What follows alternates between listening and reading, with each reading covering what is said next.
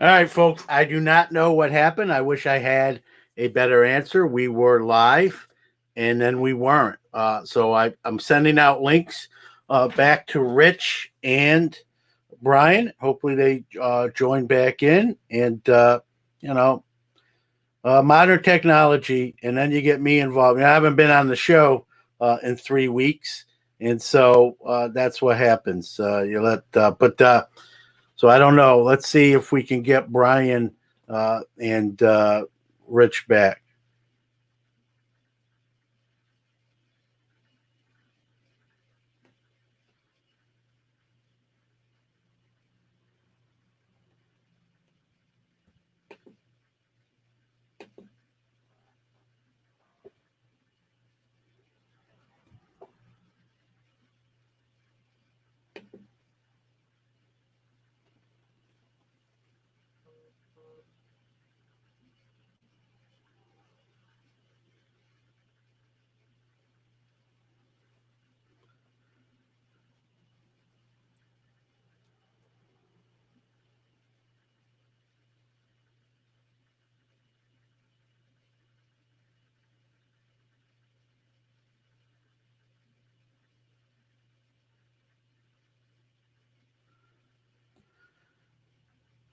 All right, Brian, Rich out there, jump in or hey, if someone wants to call in and kind of pick up the baton where we were, that's a great opportunity right now as well.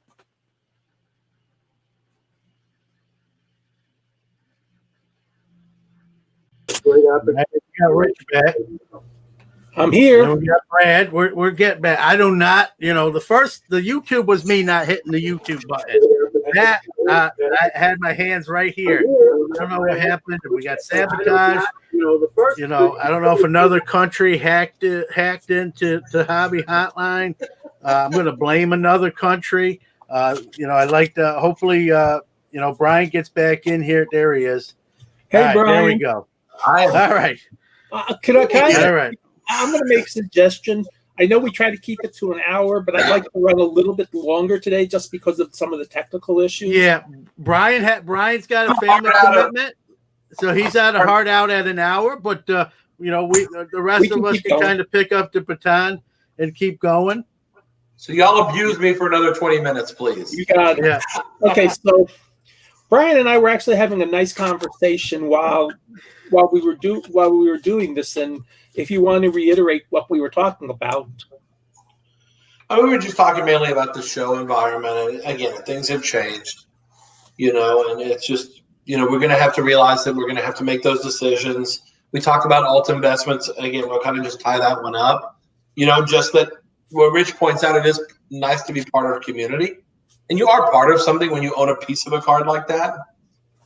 But you know what? You go buy a share of Apple, you've got plenty of friends. There's lots of people that own Apple stock. So if you need friends and you think owning a share of stock makes friends for you, go buy one share of Apple. You'll probably be happier with your ability to sell it someday.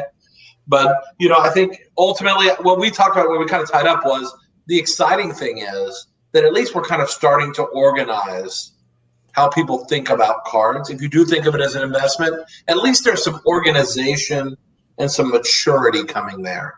Which is good because it was the Wild Wild West for 30 years.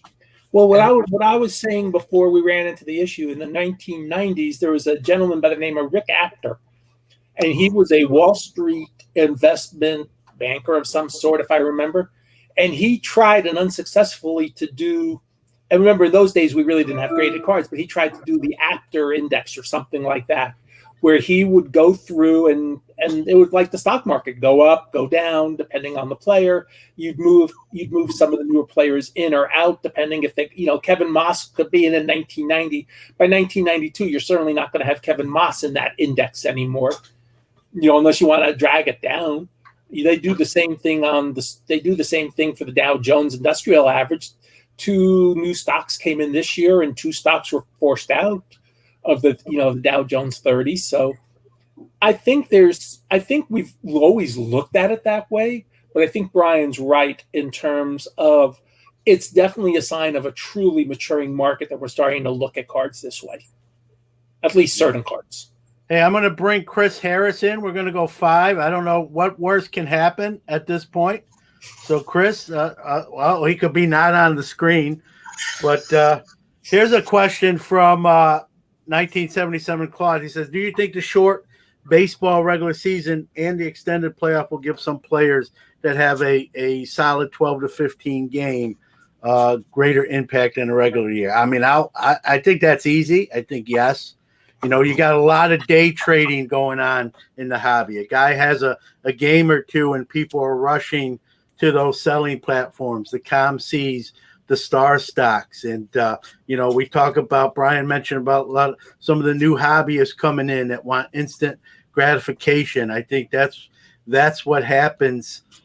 We lost Chris, but that's what happens is you get those folks that, you know, people want stuff now. People aren't patient. That's why we have people, you know, upset about redemptions. Now, some of that's legitimate, and some, you know, want it. You know, they redeemed the redemption yesterday, and they want it, you know, 3 days from then. So there's reasonable ones and then unreasonable ones. But yeah, I think what you're seeing. Look what you see. I mean, perfect example this year is Bobo. He lights up a scrimmage game. And everyone selling and buying his stuff, and then the regular season resumes, and he's getting 4, 5, 6 minutes of time on the floor. And the scrimmage game doesn't translate to, you know, being a starter on the floor when it's real. And I think that's really the poster player for where we're at in at least 2020. Is just people are just clamoring for performance, even if it's one night, you know. Well, as baseball guys, here's a great example of it working the other way. If you take Ronald Acuna and Juan Soto and you project out their stats over a season, they're having 2 of the best seasons in the history of baseball, and you would not know it. Their cards have dropped 25% in the last 3 weeks. Yes, I agree. Because you can't look at this and like get your arms around the stats. It doesn't mean anything. Acuna would have hit 50 home runs, stolen 30 bases or 28 bases, hit 280. Soto's going to hit 340. I mean, these numbers are staggering. But people, it's kind of like when it's foggy out, you don't know what something looks like on the other side of the fog. And like we're not seeing through the fog right now because it's a mess. But that's where, and again, that's why I say don't buy the stupid Giannis alt thing. Go buy these guys and you can look at the numbers. If you're decent at math, you don't have to be great at math, just decent. And look and see what these guys project out to. Brian, did you happen to read my last column then for clients? No, I did. Where I specifically mentioned the year Acuna was having. Those are my number 1 and 2 investments. I should have mentioned Soto too. It's just Acuna came to my head first because I was just doing some things. And when I wrote it, his OPS, and I try not to do too much sabermetician stuff, was 1.040. Well, if you have a career of that, you are a first-level inner circle Hall of Famer, and obviously as he gets older, it'll decline. But 1.040 will put you in the inner Hall of Fame circle. It will make you a top 10 all-time player. Well, and what about this? What if these guys wouldn't have been on the shelf for months? What if they would have had more than 15 days to prepare for a season? What if, I mean, these numbers could be like new level. I mean, it hurt a guy like Lewis Robert. It hurt a guy like that where he's hitting 230 because that guy never had a chance to really get it together to be ready to play. Well, but these guys, Lewis Robert actually had a really good year going into September, and I think he just wore down. You know, because playing baseball, it's the first year he's ever had to play like this, and it's hard. And but I think you look at Acuna and Soto. I mean, you know, you have to make the trend, and you have to. People make adjustments, then you have to make the next adjustment. I don't think this really hurts that much Luis Robert until next year if he doesn't get going again. I think we're okay. I think, and if you think the prices are dipping, it's a great time to go see if you want to buy it. But when you look at some of these seasons, people can't figure out what these stats mean right now. Mm-hmm. And they're giving up on guys like, I mean, Pete Alonso was yesterday's newspaper. He's worthless now. But, I mean, is he worthless? People think he is because he obviously didn't put it together in a 30-game stretch.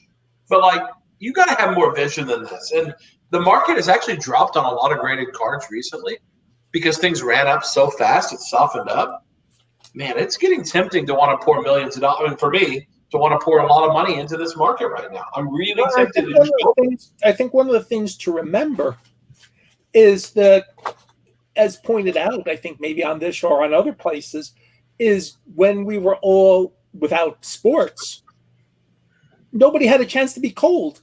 Everybody was hot because we were projecting. We were not thinking, oh, everybody's going to hit 360. Well, you can't have everybody hit 360, and it doesn't stand out. But that was one of the whole things. Now, all of a sudden, in 60 games, as you point out correctly, is not a full season. It's 6, 16, 3/8. It's about 38% of a season. So it's 38%. It's 2 months. Well, and Soto's been hurt twice in that time. I mean, not Soto, Acuna. Acuna's been hurt twice in that stretch. Right. Well, we still don't know if it was a positive COVID-19 test or it might have even been a false positive. We lost the beginning of the year to Soto, and he just came back on fire. These are great. These players are under 22 years old. They're great young players. And we have we're seeing flowering of these great young players. Luis Robert is 23, I believe.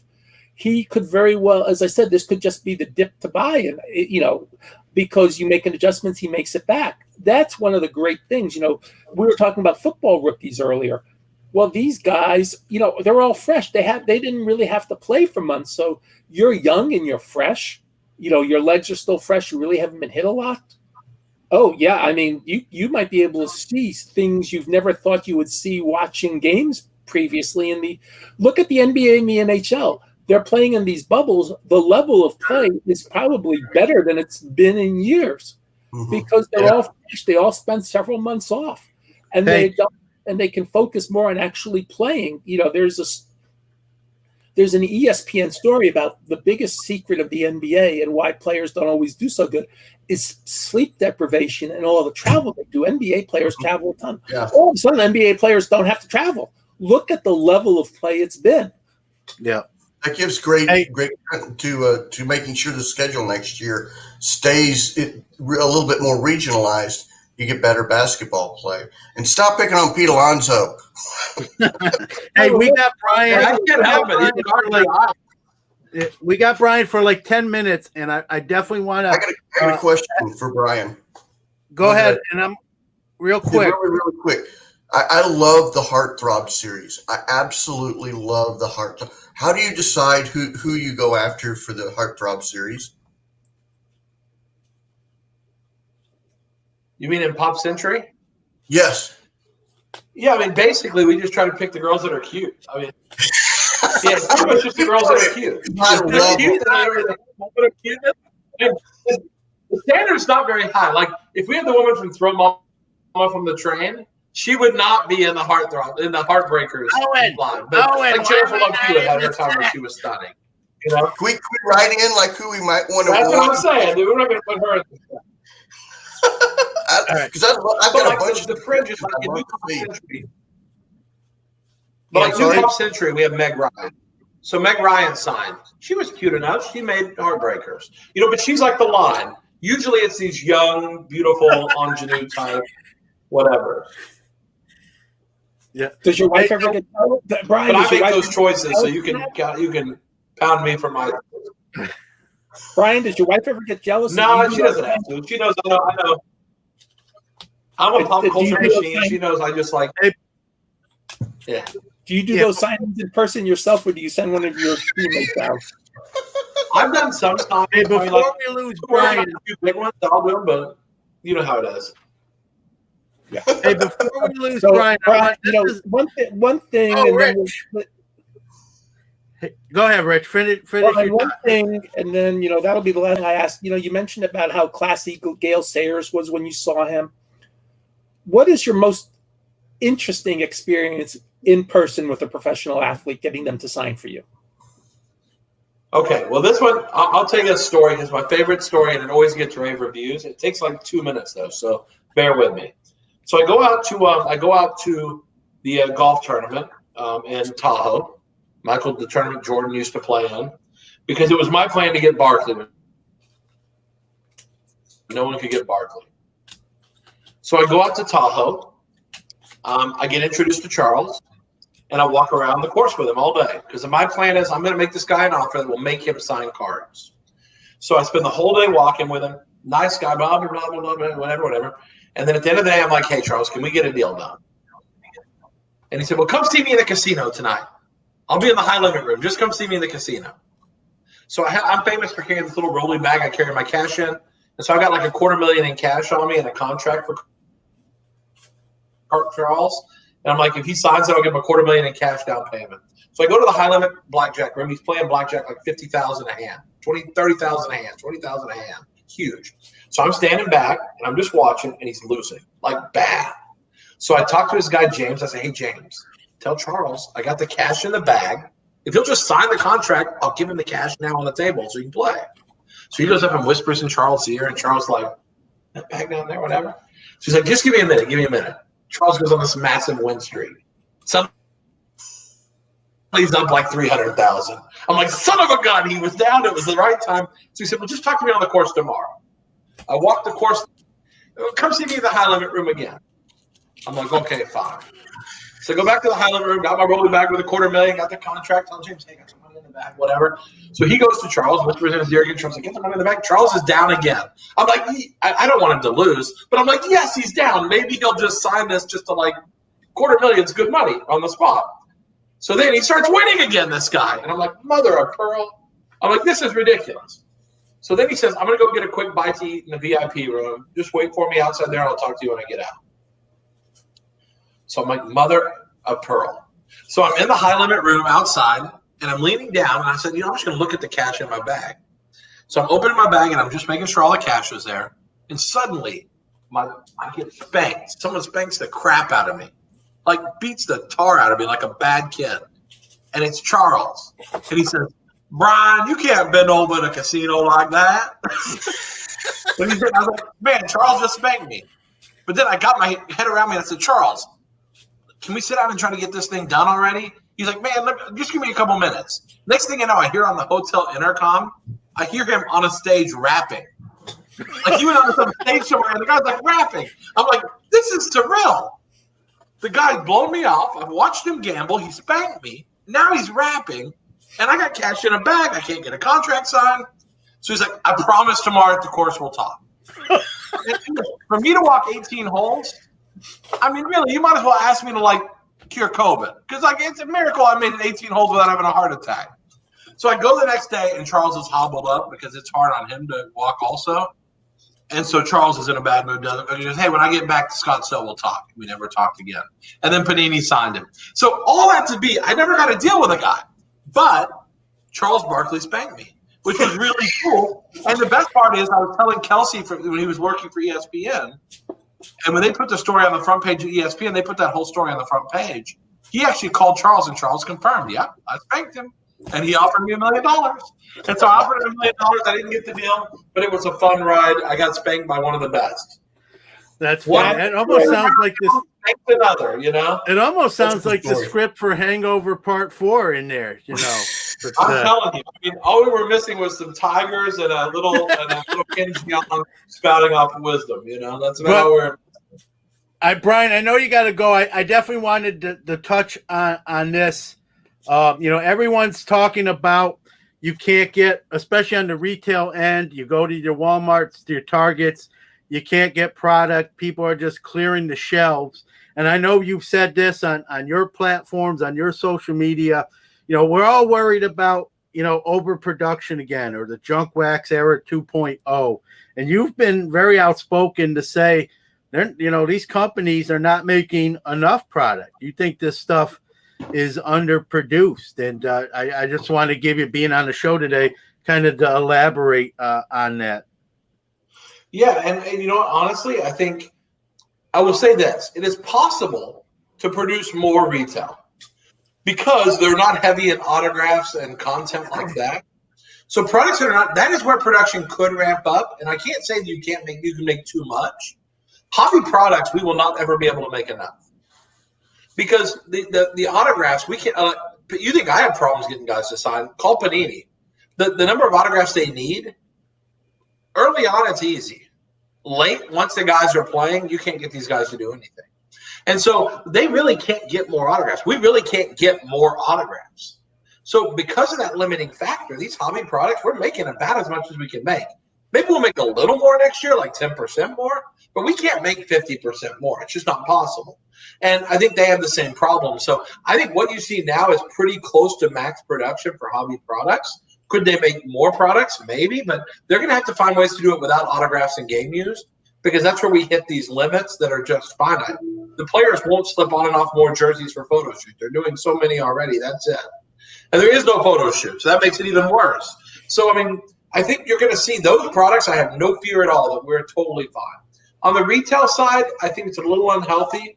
This 10 guys loitering around waiting for the guy to put them on the shelf so they can punch each other to get them, to get these blaster boxes that are worth 10 times what they're in the store. I don't understand.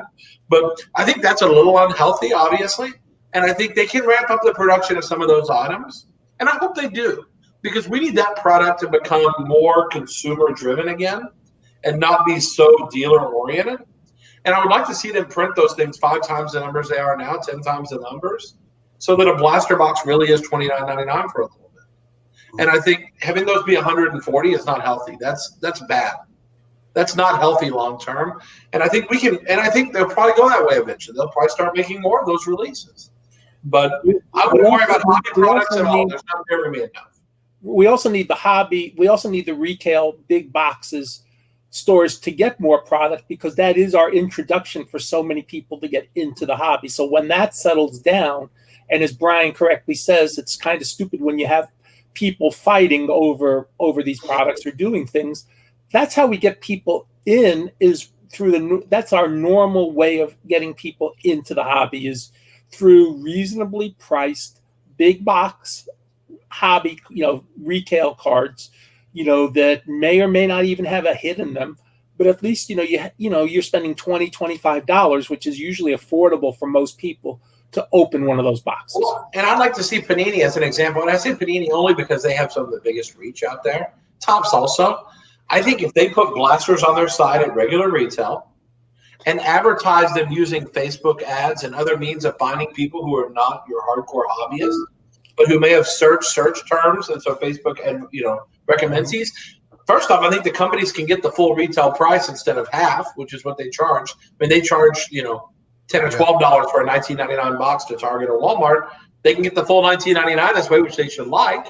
But it also gives a stable environment where they can control how they're distributed, limit it to 4 boxes per person of an item. I think there's things that can be done there. And listen, these guys are smart. I talk to the guys at these companies all the time, my competitors, minus Upper Deck, who I don't talk to. But the other guys I talk to all the time, and I'll tell you honestly, these guys care about the business. They get such a bad rap. People think they don't care or they're greedy or this. These guys care.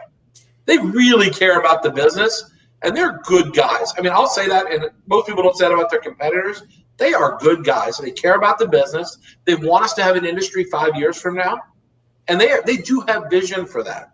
And I think if that's an idea that will help get us to the finish line in healthier shape, I really trust they'll do it, because it's not just a cash grab or greed, which is what people like to think manufacturers are all about. Those guys really have people that really care. Well, and I think that's what you don't see on your side of the card. Jobs 5 years from now. Let's be honest. You don't want to just have one big year and then be out of business. You want to have a job 5-10 years from now. If you're an executive at Panini or Topps, and I know you don't talk about Upper Deck, but if you're an executive at Upper Deck, hey, this year is great. Where are we going to be 5 years from now? And one of the other things that I like about your plan is, to me, the end game, and I've said this before, for many of the card companies, is direct to consumer and build up your list. Well, what's the best way to build up your list? All of a sudden you got the $20 people. That's what Project 2020 costs as well. But you're going direct to consumer. You're building up your client list. You're building up your mailing list. You're building up your email list. You can do so many things by having control over who you send your message to as well. And I think that's a major positive for all of them when they look long-term instead of just short-term. No doubt. I'm sorry, guys. I have a hard out. I have to take my daughter to the doctor. Do have me back, though, because honestly, I'd be great doing 2 hours of bantering sometime, because I'll talk forever as much as you'll let me. But it's great hanging out with you guys. And again, anytime, hit me up. All right. Thank you, Brian. Guys, y'all stay safe. All right. You too. All right. But continuing that thought, I like Brian's idea. I've said this on Sports Card Nation. I think these companies eventually are going to go direct to consumer. What we're kind of seeing with the online exclusives, like Archives, Bowman Sapphire, Draft Sapphire. I think you're going to see even the mainline, the flagship products, sort of at least on the retail end. Your blaster boxes or your mega boxes. I think are going to go like that, because what if you don't? Rich and Brad, you're seeing people fight. And then you got Walmart and Target. Some of these are now refusing to even stock cards anymore. They don't want the trouble. Do you blame them? I mean, for an item that costs $20, you want to have fights in your store? I mean, that's not really what Walmart wants. Walmart wants, the corporate Walmart, let's face it, the corporate Target wants a good customer experience. You are not getting a good customer experience if people are fighting over $20 items. It is what it is. It's funny, the social media. I've seen people posting pictures of like 10 to 12 people in Walmart and Target waiting for the distributor. And even me, if I walk in to buy cards and I see 11 people ahead of me waiting too, I'm not going to wait. How are we all going to get anything? What are we going to do? It's going to be like the Royal Rumble. Now, if it's the Royal Rumble, I'm not trying to be, I got a shot, but being 12th in general, I got no shot. If we're going in order of how we arrived at 12, I'm not getting any product. But if it's just like, hey, let's put it on the shelf and have a mad like running of the bulls, I got an outside dark horse chance maybe to pull something off here. But, all joking aside, like you said, Walmart's and Targets, they don't want that. What I hope, if these companies go to direct to consumer, which is where I think we're headed, Brian brought up a great point. They have to have a limit. In other words, I shouldn't be able to just log in the Tops and buy 100 blaster boxes of Series 2 baseball, because again, we're going to be right back where we are, where people can't get it. And I'm going to be called all sorts of names. And, I'm one of the rare, I think I'm in the rare minority where if someone buys a shelf, I don't really get that mad. I mean, they were there first. It's free enterprise. I mean, I think the onus is on the stores themselves. And Target has done this recently, where they limit, hey, 1 box per customer, 2 box per customer. In efforts, but even that, if you get there before anyone else, you can hide the boxes and call your 5 buddies, your 5 family members, and have them each buy those 2 box limits. So that's why I think we're going to go direct to consumer. I just hope if it goes that way, it's done the right way, where more people can get the product without overproducing it. That's the big fear. There's that line that you don't want to go across. Chris writes, what's the point of producing more blasters when it's all getting bought up by card brothers? Well, I mean, right now we're going through that boom, where there's a lot of new folks that see dollar signs entering the arena. And you know what? That's not new to industries. That happens in other markets too. We're obviously talking about the hobby and cards. That happens in any hobby or other industry. Whether it was Beanie Babies back in the day or Cabbage Patch Kids. Remember Cabbage Patch? People died. People physically were killed over a doll, which, by the way, I thought was, as a younger me, I said, like, why are people, that doll's ugly. Like, if I ever have kids and it looks like that, I don't want kids. But I have one son. He did look like that, but we kept him. But, I wasn't going to say nothing. Wait a second. If he looks like that, he must resemble the father, not the mother. He probably does. We do have look similar, but he'll honestly, disagree. In a normal year, I think we would have already seen some sort of online format. I think we would have already seen some sort of this already gone into play. I mean, like Brian said, these companies aren't stupid. And if they can make more margin, then of course they're going to try to do something. I think the plan was already in play. We had what happened, and now we're just going to have to ride the storm out until the next production season. And once the next production season comes in and all the car producers get caught up, for lack of a better phrase, you're going to start seeing the 1999 blasters going online, and that you see the robo bots being because honestly, I search Walmart.com, I searched Target.com. Heck, 2 weeks ago, you could have gotten 2019 update baseball for on Walmart for $19.99. So that even Walmart and Target are starting to get smart enough to know, okay, well, we don't want this activity in our stores. We don't want a negative.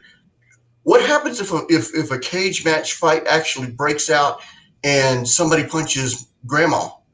Dude, no, sorry. I would flip. If somebody, the problem, as you said, Brad, one of the issues is not if they punch each other. That's one thing, but if it gets to the point where a third party who has nothing to do with this gets hurt, that's one heck of a lawsuit, and that's a winnable lawsuit. It's why, if you go to a sporting event, they announce the ticket says, hey, if a ball goes into the stand, you get hit by it. And that they have this netting now, that's why they announce it before the game. That's why the ticket says it. You do not win that in a court of law. However, if a noted hothead from the past, we'll call him Milton Bradley, got upset at something and went in the stands and punched you because the idiot sitting next to you was yapping and you're the one who got hit, you have a very winnable lawsuit and you will get money from the team because that is not something expected as part of your experience. Team MLB, all the way up.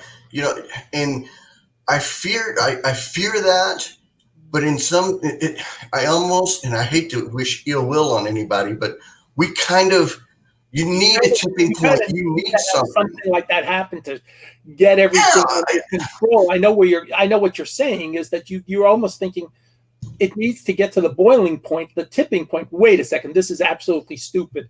Why are we doing this? And that's what you're saying, that we almost need to get to that tipping point to do it. We're not saying it's right. We're saying it's very wrong. Right. But you're thinking that if we don't hit that tipping point, the passions and the frustrations will continue to mount. And I just want to point out one thing, and then we'll wrap this up. Since we've run a little over, our hour because of some of the technical issues.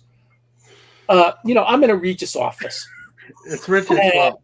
Yesterday, somebody comes and introduces me to their latest hire, and it's a person probably between John's age and his son's, probably closer to John's age, but he's got a son playing soccer, so he's probably in between John's age and his son's age, give or take.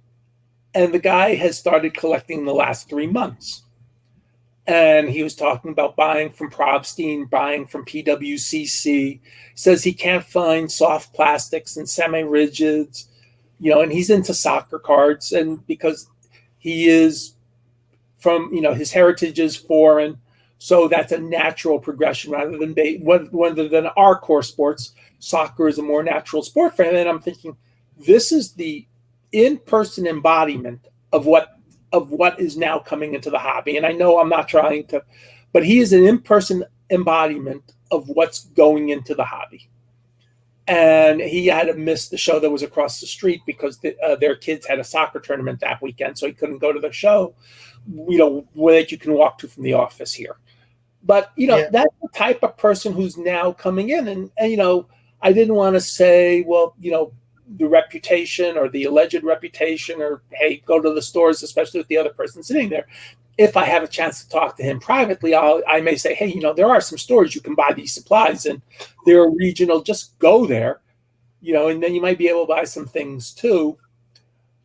And all the 3 stores near me, thankfully, they're different sizes, but they're all reputable. But my point is that's fairly close to people who are now coming into the hobby. And there's nothing wrong with that. Because it's not my job to tell you what to do, what not to do. It's my job to help you find your way. Right. And we talked about people fighting in retail establishments over products. I don't know if Topps is listening. They recently did a softball set. They did a cornhole player set.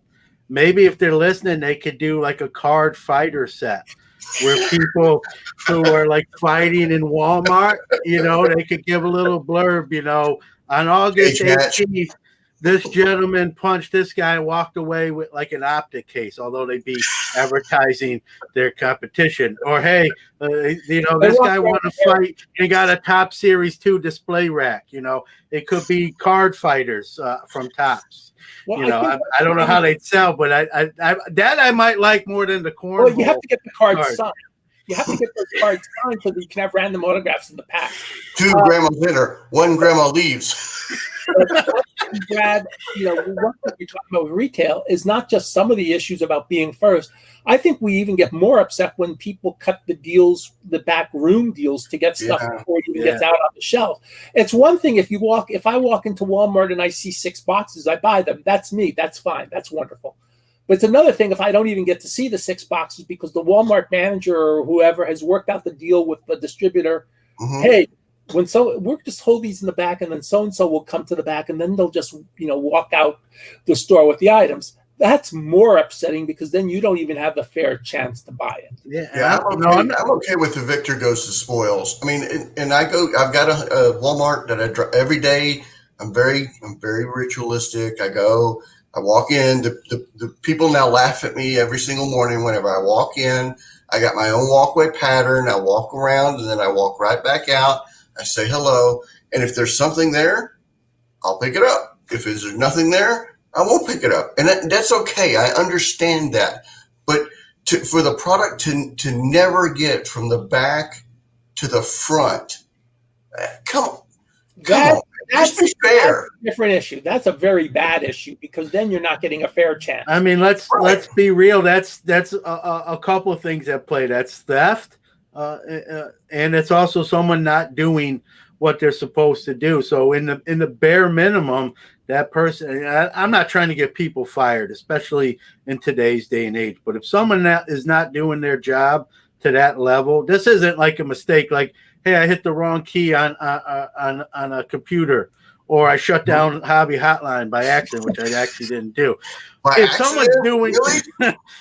someone's doing something where there's malice or there's something, under the table type of deal, they're not doing their job. That's abuse of services, and they probably shouldn't have that job. And I don't like seeing people whose jobs are getting fired, but that's your job. If you're not doing it and you're not doing it knowingly and intentionally, then maybe let someone else who won't do that job. And it's sad that's where we are. And hopefully, I know a lot of people don't want that direct to consumer thing, and there's a place for I don't understand why. I think there's a place for everything in the hobby. There's a place for direct to consumer. There's a place, like I have 3, as I said, I have 3, Brad and I have 3 LCSs not that far from us.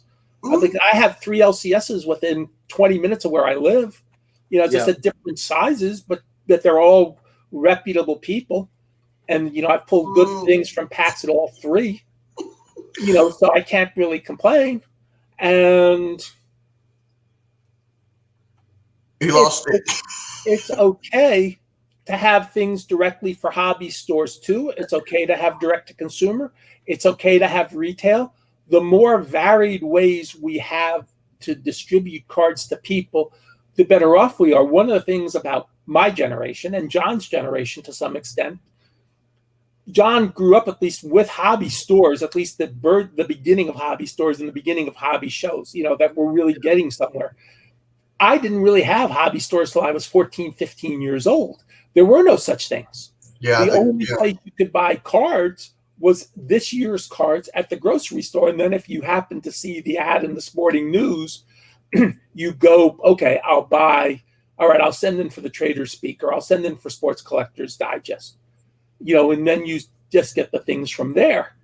But otherwise, it was a very almost quiet market. It was almost like an insider's market. Only you had to get into it. It's great to have more people coming in, but when you have more people coming in, we now need more ways to get them the cards too. Well, yeah, when even back in the 90s, Bill's shop that was over there I can't remember Bill's last name. that was on Parker and Independence. That was the first. That was over there by the Tom Thumb.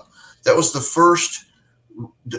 Actually, I only think it was the second card shop in Plano, and I cannot remember the family's name. Really, really great gentleman. It was over there on next to across from Country Burger over there on next to the Little Caesars. Wow, we're talking Plano, so sorry guys. Yeah, we're talking Plano. Yes, I'm familiar with Plano. We'll there was that shop that was there, and then it was Bill's shop, who I did play softball. I did play softball at one point in time, John.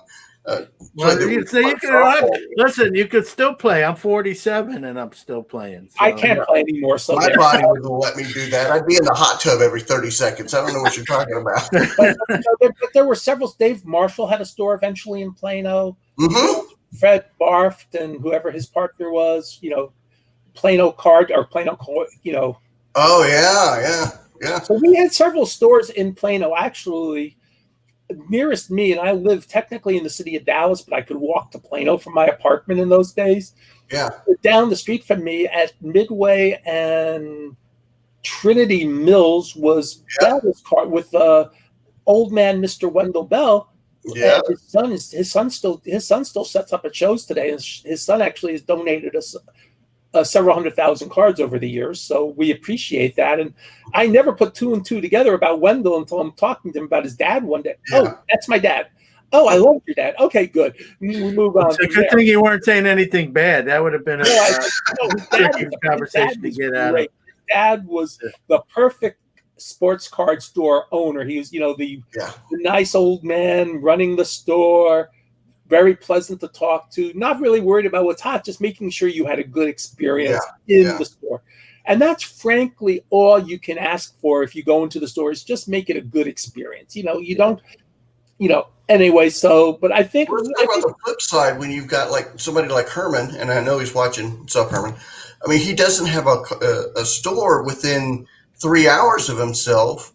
I mean, from that standpoint, he's only got Walmart, Target. He's only got the big box, and so that's why we need direct to consumer. Exactly. For people like Herman, who may not be able to get something from a big box store, who has to drive hours if he ever wants to go to a card show or a card store.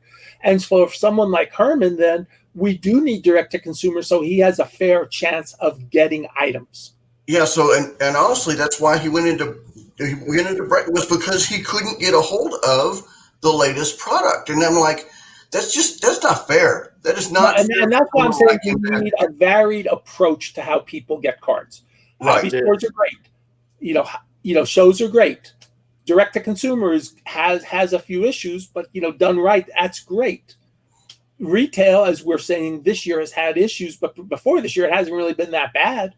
Yeah, it's a great option. It was working. It's working up there, though. I mean, I'm not going to just blame the pandemic. I mean, people were buying off, clearing shelves off even in 2019. I just think the pandemic and more people home and maybe needing that extra money.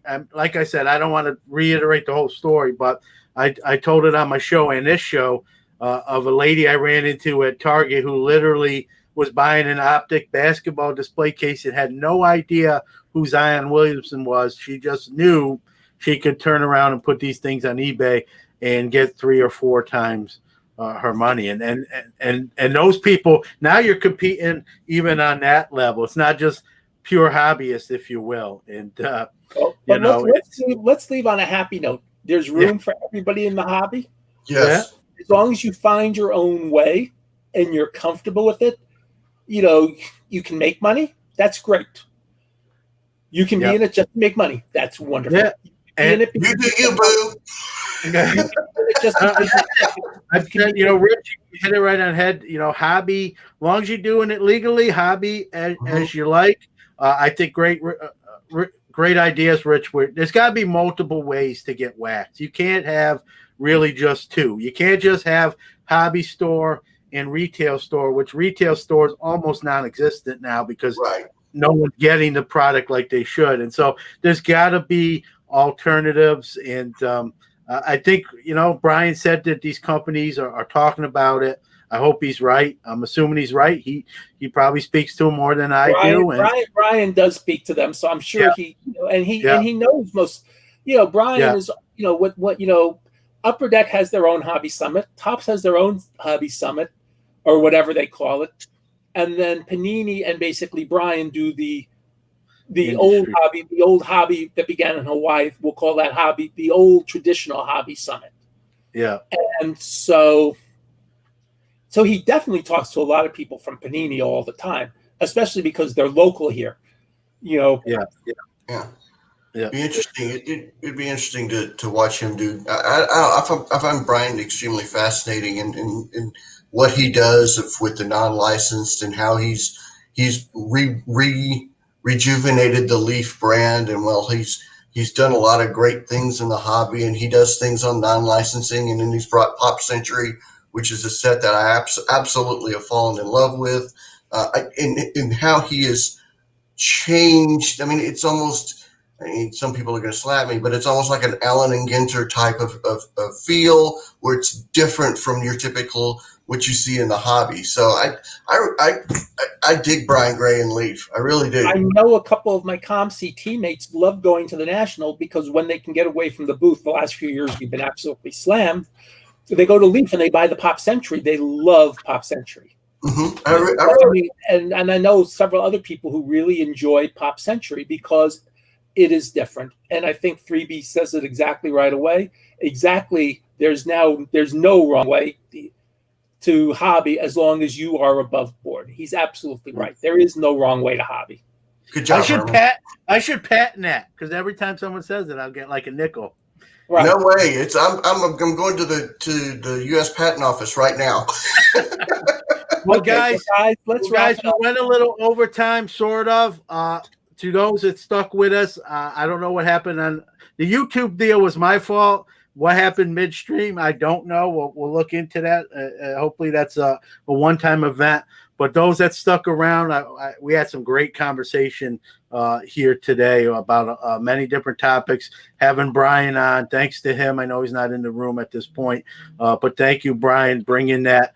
When it was me, Rich, and Brian on the screen, there's a lot of years of experience right there in various forms, from company owner, hobby shop owner, collector, working for Beck, it had all the bases almost covered, I believe, if not all the bases covered. Yeah. So everyone, thank you. We apologize, but thanks for sticking with us. Well, I don't think I'm on next week, so we probably won't have that happen again. But all joking aside, stay safe, everybody. Be well, and hobby above board. And will Syracuse win in football for you today? No. I hope I'm wrong, but if I had to bet my house, if that's how the questioning's coming from, not with the way the offense is playing, okay, well, they're not going to score enough points. So I don't know what happened. We recruited well, it's just not translating to good on the field play, and so it is what it is. What are you going to do? Okay, go Cowboys! All right, thanks everyone. Take care. Have a great weekend. Go Stars.